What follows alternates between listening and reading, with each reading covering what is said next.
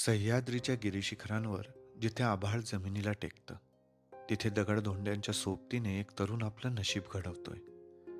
एक एक लाकूड जमा करणं, त्याला कष्टाने आकार देणं आणि या उंच गडावर आपलं एक छोटंसं हॉटेल उभं करणं, हे काम सोपं नाही. पण इथल्या वारसाने त्याला एकच शिकवलंय: परिस्थिती कशीही असो, लढायचं सोडायचं नाही. गडावर येणाऱ्या पर्यटकांसाठी हे केवळ जेवणाचं एक ठिकाण असेल, पण त्याच्यासाठी हे त्याच्या अस्तित्वाचं मंदिर असेल.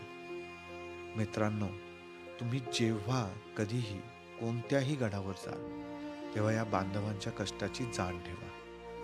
हजारो फूट उंचीवर कुठल्याही सोयीसुविधा नसताना हे आपल्यासाठी जेवण आणि आसरा उभा करतात. त्यामुळे त्यांच्याशी कधीही भावतोड करू नका. ते कष्टाचेच दाम मागतात आणि तसेही ते कधी जास्तीचे पैसे मागतच नाहीत. त्यांनी मागितलेले पैसे त्यांना आनंदाने द्या, कारण त्यावर त्यांची स्वप्ने आणि घरे उभी आहेत. जय शिवराय.